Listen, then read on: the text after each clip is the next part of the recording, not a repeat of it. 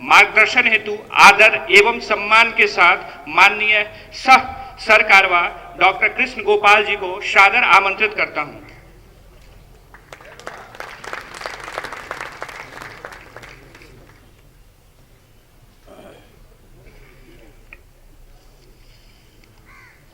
सभी को मेरा नमस्कार। मंच पर विराजमान हमारे श्रीमान राम अवतार नरसरिया जी, श्रीमान गोविंद जी मोहंत, श्रीमान रंजीत कुमार जी वर्मा, श्रीमान अभिषेक जी आनंद, श्रीमान राहुल सिंघल जी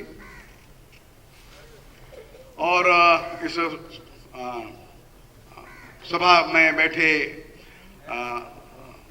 पूरे प्रांत से, क्षेत्र से आए हमारे विद्या भारती के अधिकारीगण और सारे उत्तर दक्षिण बिहार से आए भिन्न भिन्न समितियों के अध्यक्ष, उपाध्यक्ष, कोषाध्यक्ष, सदस्य, प्रधानाचार्यगण, आदरणीय बहनों, पूर्व छात्र छात्राओं, एक अच्छा सुंदर समागम है यह। लगभग मैं समझता हूँ एक 1300-1400 लोग बैठे होंगे और इसमें 500-600 शायद पूर्व छात्र होंगे। क्यों 900 है? अच्छा भाई, हम अपनी गलती मान लेते हैं कि 900 नहीं 1000 होंगे, ऐसा मान लो। तो 1000 पूर्व छात्र बैठे हैं। तो ऐसे पूर्व छात्र हाथ खड़ा करो जिन्होंने 10 वर्ष के बाद वंदना आज की है। हाथ खड़ा कर, सीधा हाथ खड़ा कर देता है ना। 10 वर्ष बाद है, 50-60 तो है, ठीक हाथ। जिन्होंने 5 वर्ष बाद ये वंदना सुनी है, ऐसे को, अरे ये भी काफी लोग हैं। अच्छा, अब आगे कितने वर्ष बाद सुनोगे दोबारा? ऐसे 10-10 वर्ष के बाद सुनोगे तो जीवन में 2-4 बार और सुन पाओगे।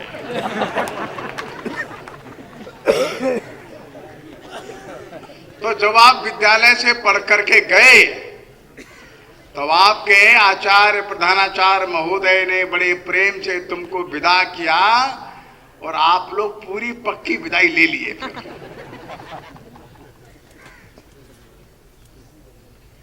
अपने संस्कार के केंद्र, अपने विद्या के केंद्र और अपनी आधारशिला जहां रखी गई उस केंद्र को इतना जल्दी भूलना नहीं और कम से कम वर्ष में एक बार अपने विद्यालय जरूर जाना और वहां की वंदना में शामिल होना। वंदना अपने आप में एक ऐसी स्फूर्ति देने वाली वस्तु है।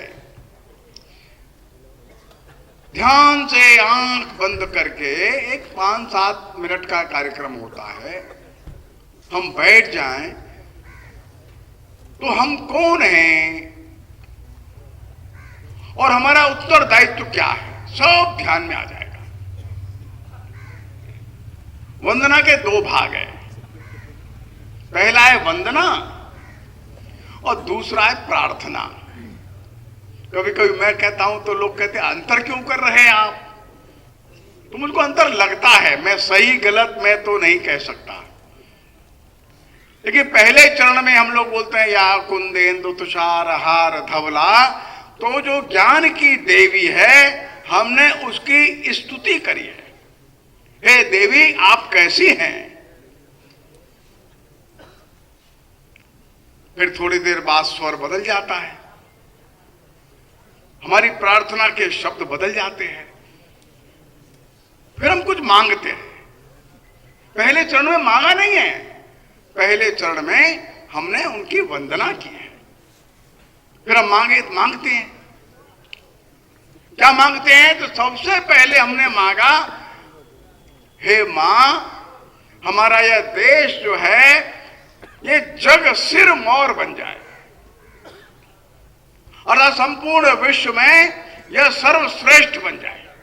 अपने लिए कुछ नहीं मांगा। देखिए, जग सिर मोर बनावे भारत, वह बल विक्रम दे मेरे अंदर बल आ जाए, विक्रम आ जाए कि मैं अपने परम पवित्र, परम गौरवशाली, परम भाग्यवान इस मातृभूमि को विश्व में फिर से गौरवशाली स्थान पर स्थापित करने के लिए प्रयत्नशील हो जाऊं, वो बल मेरे को दो। तो अपने को ध्यान में रखिए, आपने जो मांगा वो आपको मिल गया है। क्यों मांगा है, ध्यान में आया कि नहीं आया, वो शर्त मत भूलिए आप। हमने मांगा वो बल, विक्रम, ज्ञान, शील जो वो आगे मांगते हैं, लेकिन काय को मांगा था? हमने इसलिए मांगा था हमारी कोठी बड़ी बन जाए, कि हमारा बंगला बड़ा बन जाए, कि हमारा बैंक बैलेंस बन जाए, हमारे अच्छे वस्त्र इकट्ठे हो जाए, इसलिए तो नहीं मांगा था। अब देवी ने दिया है, उसमें हम आगे मांगते हैं हमको शील दो, ध्रुव प्रहलाद जैसे हम लोग बन जाएं, हम सबके लिए करुणा के सागर बन जाएं, हम सबके लिए सहायता कर, वो सब हमको दो।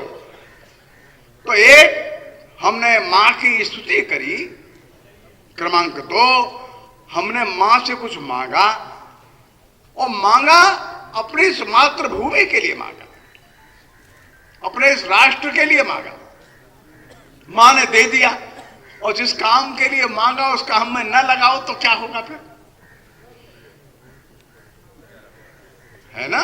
एक कहानी आती है कि एक बड़ा व्यापारी था, वो आ रहा था दूर व्यापार करके पैसा कमा कर जहाज में लेकर के आ रहा था, तूफान आ गया।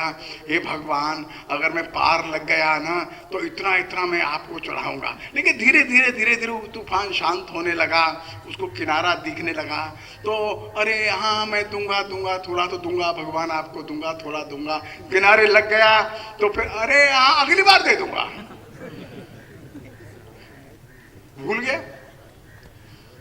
ऐसा नहीं करना। विद्या भारती ने धीरे धीरे पिछले 70 वर्षों में एक स्थान कमाया, एक नाम कमाया, और वो स्थान और नाम दोनों बातें हमारे विद्यार्थियों की तेजस्विता के कारण से आई।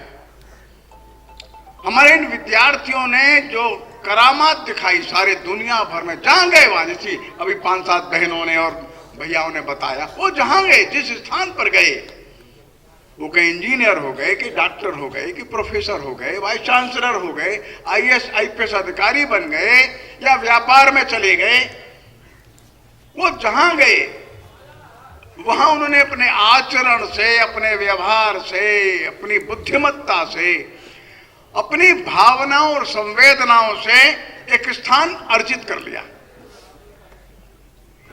वो ख्याति विद्या भारती की आज है। और विद्या भारती आज कोई ऐसी संस्था नहीं है जो लोगों से अपरिचित हो। सब लोग समझ गए। हम जिस भूमि पर बैठे हैं, बिहार की ये भूमि है, ये सारे विश्व में अपना एक महत्वपूर्ण स्थान रखती है। इस बिहार की भूमि का इतिहास जो है हजारों हजारों वर्ष पुराना है। विश्व की कहीं की भी सभ्यता, वहां से पुराना इतिहास हमारा यहाँ का मगध का है। बेबीलोन हो, चाहे वो मेसोपोटामिया हो, चाहे एथेंस हो, उससे पुराना इतिहास हमारा है। महाभारत काल से भी पहले का इतिहास हमारे पास है। और केवल इतिहास नहीं है, अभी जो पुस्तक हमारे रामेंद्र राय जी और रामनिवास जी ने लिख करके दी है, तो ये आप सब लोग इसको जरूर एक बार पलट लीजिए बाद में। हालांकि इन्होंने कीमत तो बहुत ज्यादा रख दी है, 750 रुपया। काहे भाई इतना महंगा काहे को रखे आप लोग? तो 750 में तो आधे लोग खरीदेंगे नहीं। कहां गए दोनों लोग? गए इसको 750 रुपए में तो देखो आप लोग खरीदोगे नहीं। और आजकल खरीद करके पढ़ना लोग चाहते भी नहीं है, गूगल पर डाउनलोड कर लेते हैं PDF से। 50% डिस्काउंट दे रहे हैं। कौन बोल रहा है? अच्छा, अरे आज तो और सस्ती दे दो, लाए हो कि नहीं लाए हो? इसमें अभी मैं पलट करके नाम पढ़ लिया तो मेरे को भी आश्चर्य कुछ नामों पर होने लगा कि मालूम पड़ा अष्टावक्र यहीं के थे, महर्षि गौतम विश्वामित्र भी यहीं के थे, याज्ञवल्क्य तो थे ही यहीं के। और जब नाम पढ़ा मैंने तो सारिपुत्र महामौदगल्यायन जो बुद्ध के साथ थे वो तो यहीं के थे। अशोक की बेटी जो संघमित्रा गई जो लंका में, वो यही बिहार से गई थी। लेकिन मुझको जो बाद में आश्चर्य हुआ भरत मुनि पर हुआ। भरत मुनि यहाँ के थे, ये मेरे को मालूम नहीं था। जिन्होंने बड़ा भारी एक नाट्य शास्त्र लिखा है, को पंचम वेद कहते हैं। आर्यभट्ट, उसके बारे में आपने लिखा है वराह मिहिर को मैं तो उज्जैन का समझता था, आपने नई बात लिखी है, अच्छी बात है। अरे बहुत से नाम हमारे लिए भी नए हैं। और भास्कराचार्य के नाम के बारे ऐसे कम से कम इन्होंने 100 विद्वानों का उल्लेख तो इसमें किया है जो प्रथम दृष्टया मेरे को लगा। तो कम से कम हम लोग जो बिहार की धरती के हैं वो ये ध्यान में रखें, ये ज्ञानियों की ये भूमि नहीं, ये परम ज्ञानी और महाज्ञानियों की भूमि रही है। भगवान बुद्ध ने जो ज्ञान दिया, और एक समय ऐसा आया कि इस सारी धरती की 1/3 से अधिक जनसंख्या बौद्ध मत में चली गई। 1/3 से भी ज्यादा बताते, कुछ लोग आधी जनसंख्या बताते, 50%। को चीन, मंगोलिया, कोरिया, जापान, वियतनाम, आज का जो म्यांमार, कंबोडिया, लाओस और इधर अफगानिस्तान, पूर्वी अपना यूरोप, सब बौद्ध मत में चला गया। रूस का बड़ा हिस्सा बौद्ध मत में चला गया। यह आसान काम नहीं था। भास्कराचार्य, आर्यभट्ट, मिहिर भोज, ये बड़े बड़े वैज्ञानिक लोग रहे, उनकी भूमि रही। 20 तीर्थंकरों ने यहां पर आकर के अपना शरीर जो है पूरा क्या निर्वाण को प्राप्त हुआ। लेकिन काल का चक्र घूमता है, आगे चल करके शायद दृश्य बदल गया, लेकिन जो दृश्य आया वो भी बदल रहा है। बिहार अपने पूर्व के महान गौरव को याद करता हुआ और विश्व परिदृश्य में, विश्व पटल पर अपनी नई भूमिका के साथ उदय हो रहा है। और ये कहने में मुझको कोई संकोच नहीं, आज की तारीख में अगर आप देखें तो समझता हूं दुनिया के कम से कम 200 देश ऐसे हैं जहां बिहार का इंजीनियर, डॉक्टर काम करता है। तो ये सच बात है। तो हमारे अंदर मेधा की कमी नहीं है, क्षमता की कमी नहीं है, योग्यता कम नहीं है, परिश्रमशीलता कम नहीं है, और विनम्रता भी कम नहीं है, संस्कार भी कम नहीं, सब कुछ है। बस सबको समन्वित रूप से करते हुए धीरे धीरे आगे बढ़ना है। और अपने को विद्या भारती जैसा एक बड़ा मंच मिल गया, एक बड़ा संगठन मिल गया। और हम कम भाग्यवान नहीं हैं कि हम विद्या भारती के विद्यालय से कहीं न कहीं जुड़ गए। और जिस विद्या भारती के विद्यालय ने अभी आपको जो बताया, एक संस्कार भी दिया। हम लौकिक शिक्षा में आगे आए, लेकिन साथ साथ संवेदनाओं को संभाल करके रखते हुए आगे बढ़े। वो हमारे देश की विशेषता है, ये हम ध्यान में रखें। दुनिया में बड़े बड़े राष्ट्र हैं जो विज्ञान में बड़ी उन्नति कर सकते हैं, वे बड़े बड़े कारखाने खोल सकते, बड़े वैज्ञानिक पैदा कर सकते हैं, और वो हम भी पैदा कर सकते हैं। लेकिन भारत की भूमिका विश्व पटल पर भिन्न है। और ऐसा भी नहीं है कि भारत आर्थिक या वैज्ञानिक दृष्टि से, विज्ञान की दृष्टि से कोई दुनिया में अग्रगण्य देश नहीं था, ऐसा नहीं है। एक इंग्लैंड के, ब्रिटेन के एक अर्थशास्त्री हो गए, लेखक, उनका नाम है एंगस मैडिसन। एक आज से कोई 40 साल पहले उन्होंने दुनिया भर का आर्थिक इतिहास लिखा, एंगस मैडिसन। आप लोग गूगल पर देख लीजिए। वो लिखते हैं ईसा से 1000 वर्ष पूर्व भारत जो है वो विश्व की कुल जो अर्थव्यवस्था थी उसके अंदर 33% 34% की भूमिका वाला देश था। वो लिखते हैं 16वीं 17वीं शताब्दी तक भारत की जो भूमिका थी, भारत का योगदान था वर्ल्ड इकोनॉमी में, ये 24% था जब अंग्रेज आया। आगे लिखते हैं जब अंग्रेज भारत छोड़ करके गया तब भारत की भूमिका विश्व अर्थव्यवस्था में केवल 2% थी। कौन जिम्मेदार था? आज प्रातःकाल जिक्र चल रहा था ए.एल. बाशम की किताब का, वंडर दैट वाज इंडिया।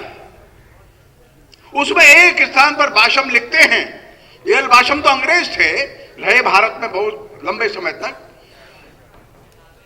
वो लिखते हैं भारत हर चीज का निर्यात करता था। वो विदेशी लेखक है।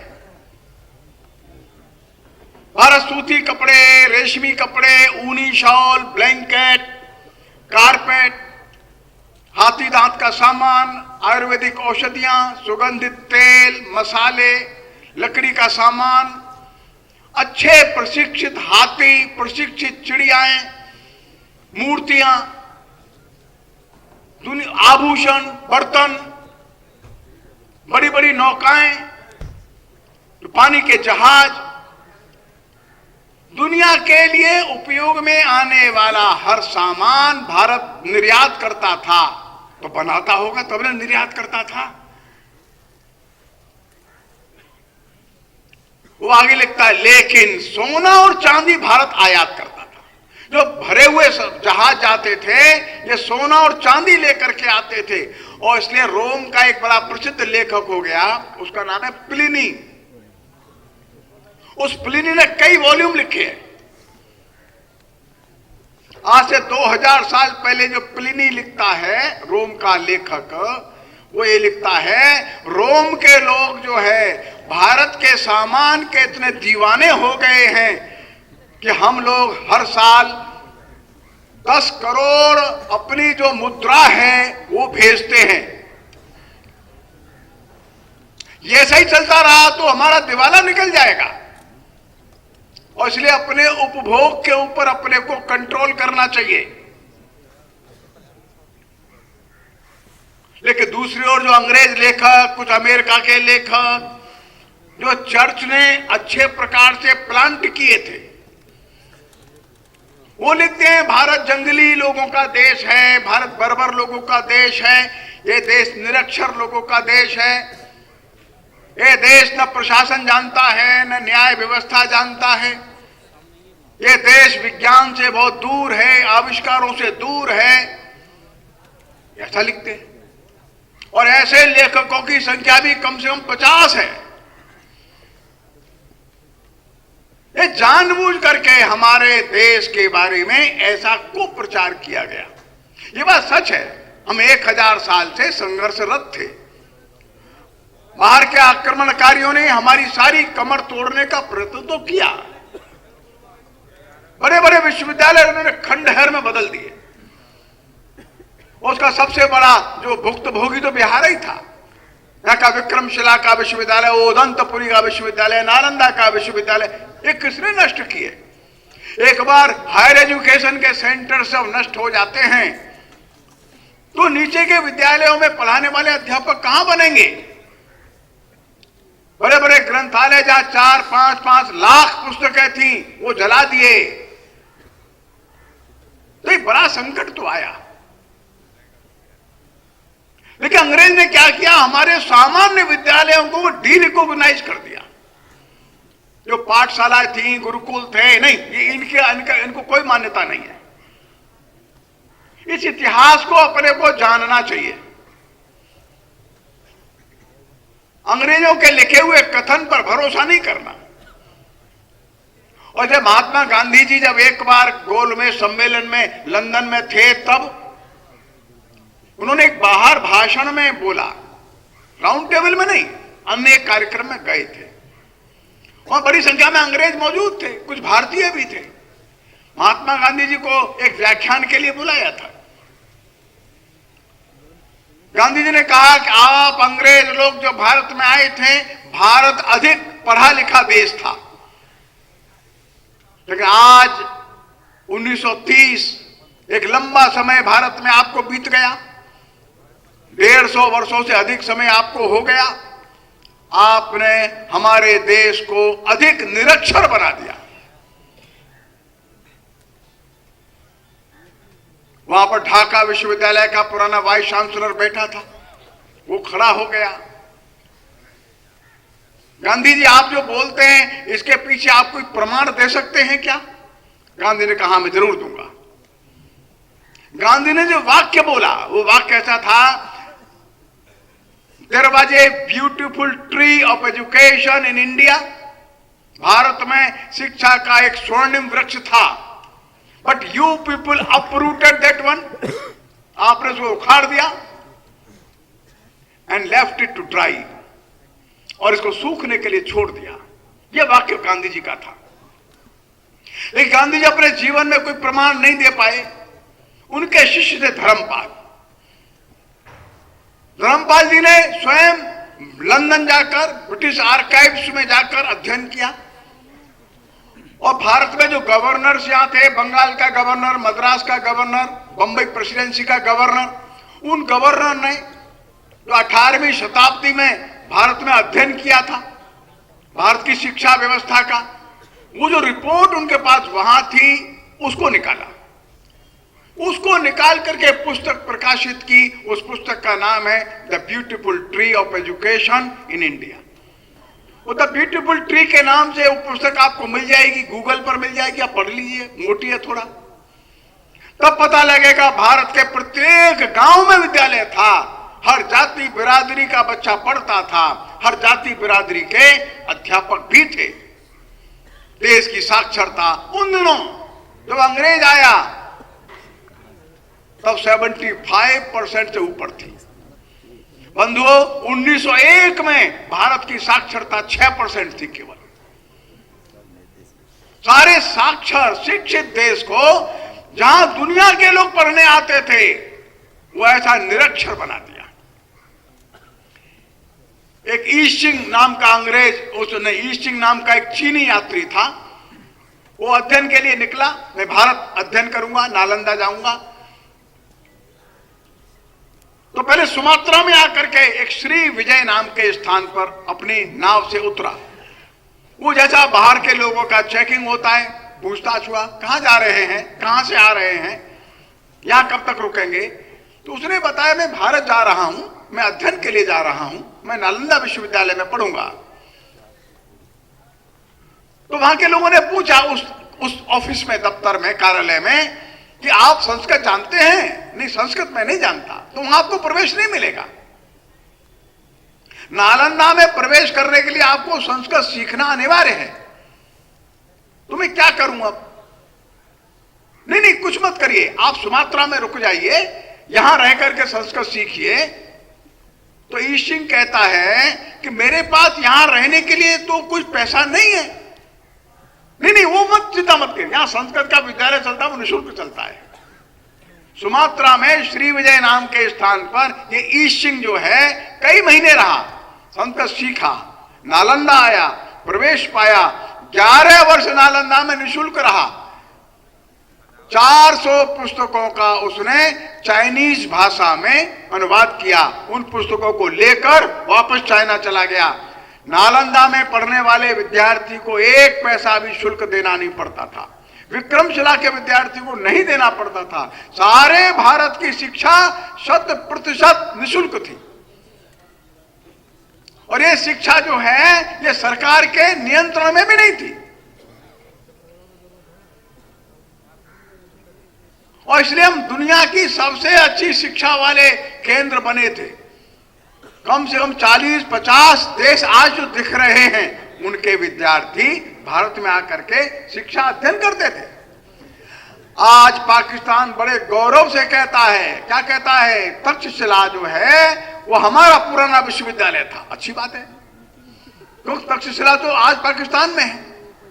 वो कहता है पाकिस्तान का पूर्व इतिहास है, तक्षशिला जो है वो हमारा है। अच्छी बात है। मोहनजोदड़ो की सभ्यता हमारी है। अच्छी बात है।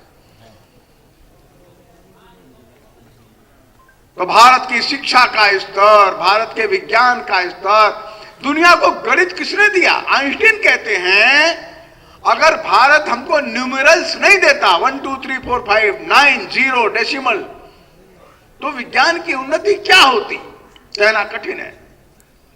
भारत ने सबसे पहले धरती का सरकमफ्रेंस निकाल करके दिया, भारत ने पाई का मान निकाल के दिया, भारत ने ग्रहों की गति निकाल करके दी। भारत ने विज्ञान और अपनी दार्शनिक धार्मिक परंपरा में कभी संघर्ष नहीं देखा। पश्चिमी जगत तो इसी से परेशान था। पश्चिमी जगत में जो उनके ग्रंथों में लिखा था उसको उन्होंने पक्का मान लिया, उसके खिलाफ बोलना अनुमति नहीं थी। जो बाइबल में लिखा है उसके विपरीत आप नहीं बोल सकते। धरती चपटी है, प्लेट की तरह है, धरती सूर्य के चारों ओर घूमती है। नहीं, सूर्य धरती के चारों ओर घूमता है। और जब कोपरनिकस ने कहा कि ये सूर्य नहीं, धरती घूमती है दो तरह से, एक अपनी कीली पर और एक सूर्य के चारों ओर, तो कोपरनिकस को कहा चुप, आगे से बोलना नहीं। कोपरनिकस चुप हो गया। कोपरनिकस के मरते समय कोपरनिकस की डेड बॉडी के ऊपर उसकी थीसिस रख दी, पब्लिश नहीं की। उसका शिष्य परंपरा में ब्रूनो था, आगे चल करके उस ब्रूनो ने बोल दिया कि सूर्य नहीं घूमता, धरती घूम रही है दो प्रकार से, एक दिन में एक बार घूम जाती है और 365 दिन में सूर्य का चक्कर लगा लेती है। ब्रूनो को जिंदा जला दिया। गैलीलियो भी यही बोल रहा था। गैलीलियो को कहा तुम इस मकान के अंदर बंद। गैलीलियो को एक मकान में बंद कर दिया, निकलने ही नहीं दिया। पश्चिम जगत में यह संघर्ष रहा, जो कोई इस बाइबल के खिलाफ बोल देगा उसको बोलने की अनुमति नहीं थी। बाद में आगे चल करके विज्ञान ने विद्रोह कर दिया और बाइबल के वाले लोगों का आप वेटिकन सिटी में रहिए, हमको विज्ञान में काम करने दीजिए। तो साइंस और जो धार्मिक मान्यताएं, हमारे देश में ऐसा विवाद और ऐसी कठोरता कभी नहीं थी। हमारे देश में हर प्रकार की असहमति को अनुमति थी। आप असहमत होते हैं, अपनी बात कहिए, इसलिए आपको जिंदा नहीं जलाया जाएगा, आपको घर में बंद नहीं किया जाएगा, आपको जेल में नहीं डालेंगे। इस कारण से हमारे देश की अच्छी उन्नति हुई थी। जो पोरस राजा था, अलेक्जेंडर के साथ बाद में संधि हुई, तो अलेक्जेंडर को इसने 30 किलोग्राम स्टील दिया। वह नहीं होता था स्टील। भारत स्टील का पहला निर्माता था, ध्यान में रखिए। भारत एलॉय बनाने का पहला निर्माता था। लेकिन युग ऐसा बीता कि दुनिया के बड़े बड़े लेखक ये कहने लगे कि भारत जंगली है, भारत बर्बर है, भारत जो है निरक्षर है, भारत प्रशासन नहीं जानता। चाणक्य का अर्थशास्त्र कितना पुराना है भाई, 2000 साल पहले का है। 2000 साल पहले किसने इकोनॉमी लिखी है बताइए जरा। वैदिक काल से अनेक व्यवस्थाएं दी हुई हैं। दुनिया में इतना पुराना व्यवस्था देने वाला ग्रंथ कौन सा है? लेकिन दुर्भाग्य ऐसा हो गया कि अंग्रेजों की लिखी हुई किताबों को, पुस्तकों को हमारे लोग पढ़ करके वैसे ही भाषा बोलने लग गए। यह दुर्भाग्य की बात हो गई। उस अंधकार में से अपने को निकलना है। अंग्रेजों के द्वारा, विदेशी लोगों के द्वारा जो बनाया गया वातावरण था उसमें से निकलना है। स्वतंत्रता के पहले चर्चिल महोदय कहते थे, अगर हमने भारत को स्वतंत्र कर दिया ये लोग बिखर जाएंगे, ये लोग शासन चलाना नहीं जानते, यहां गृह युद्ध हो जाएगा, ये भूख से मर जाएंगे। हम इनको संभाल के रखे हुए हैं, जंगली बर्बर लोगों को। चर्चिल महोदय जिंदा होते तो उनको आज समझ में आ जाता, भारत तो ठीक हो गया। उनके देश को संभालने के लिए भारत का आदि प्रधानमंत्री बना। और पिछले 2-2.5 वर्षों के अंदर 4 प्रधानमंत्री बदल गए उनके। अपना देश नहीं चला पा रहे। भारत को शस्य श्यामला भूमि थी, उन्होंने इस सारे देश को गरीब देशों बदल दिया, कंगाल देशों बदल दिया। एक एक अकाल में 1.5 करोड़ लोग मरने लगे, अन्न का अभाव हो गया। और आजादी के बाद लगभग 20, 25, 30 वर्षों तक इस देश ने बड़ा संघर्ष किया।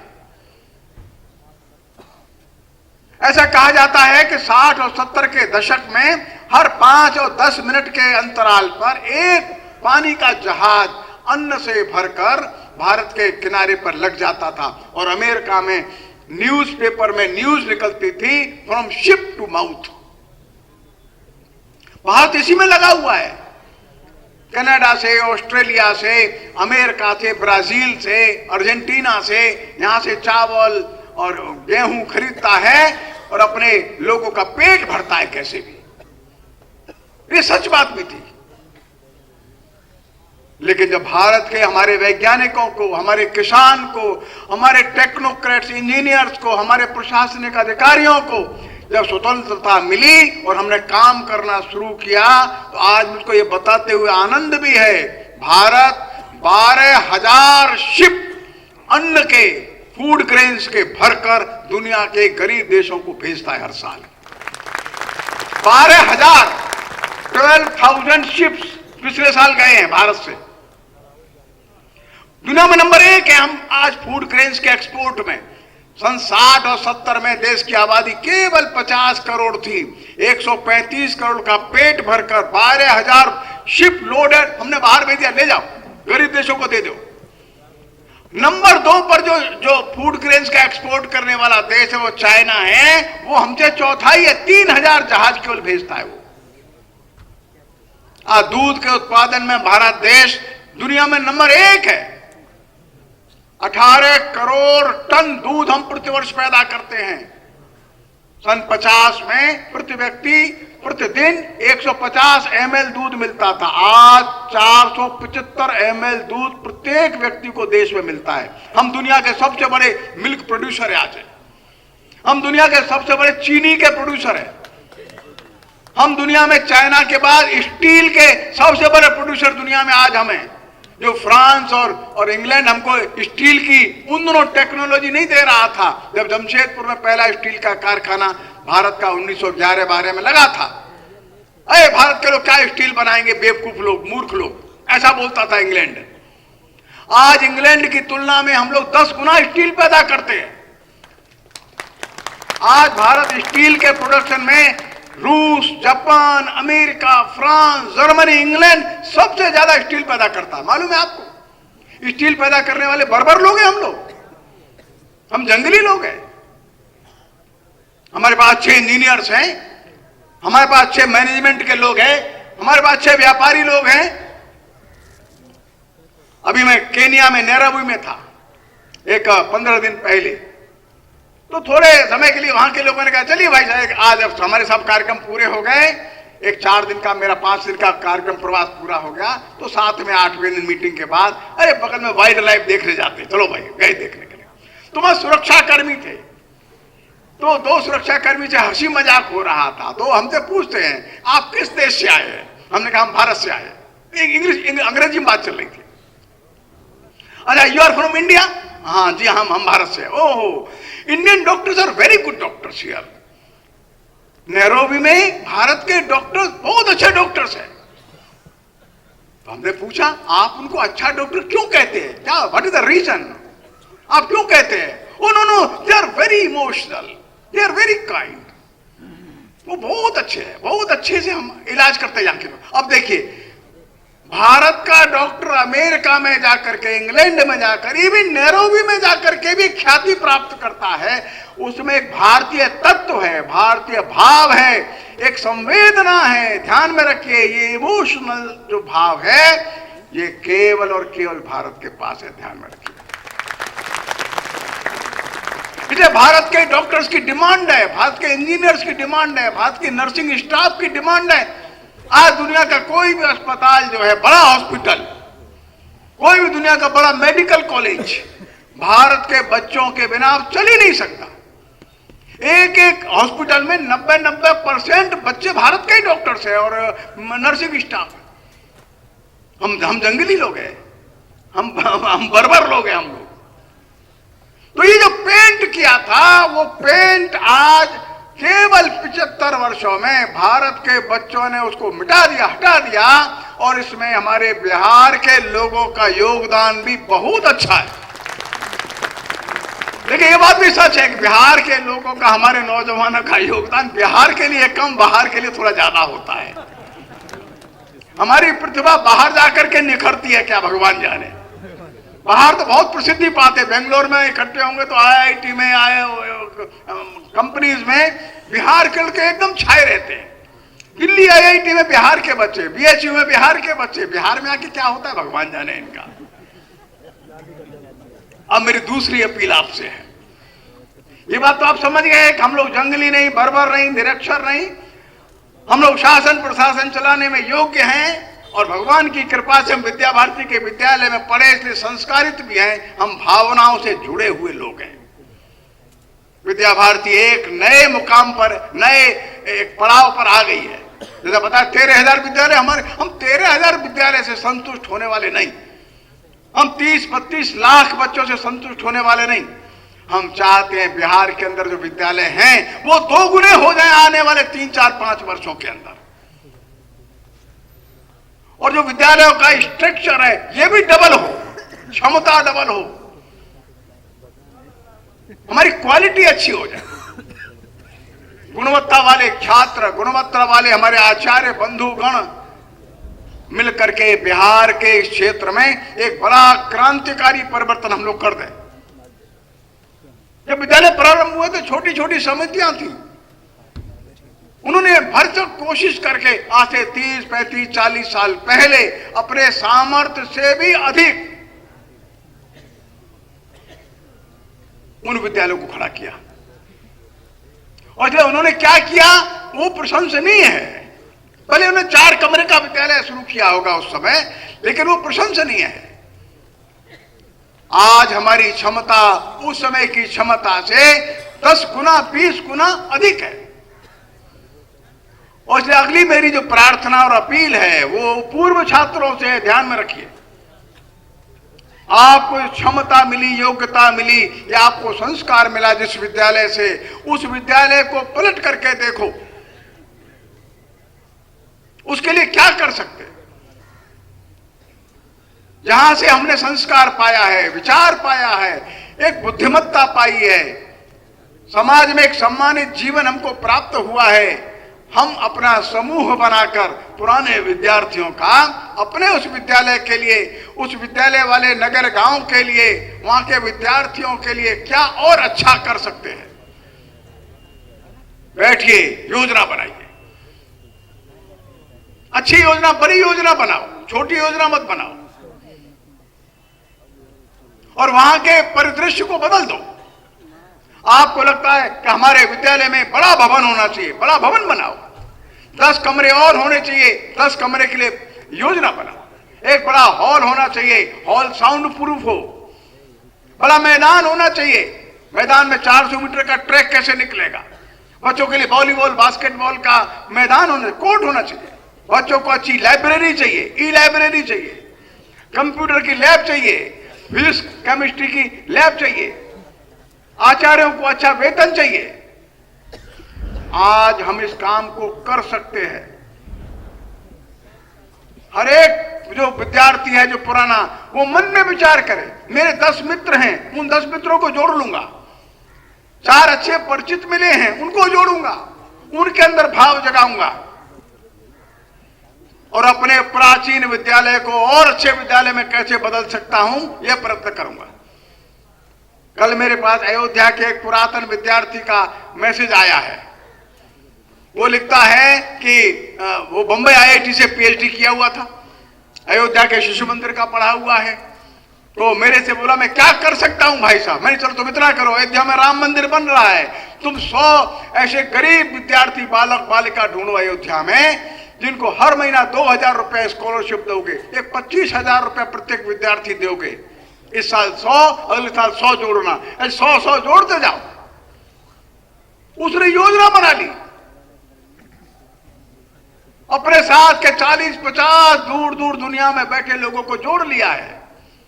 अगले 2-3 महीने में सारी योजना बना करके आ रहा है।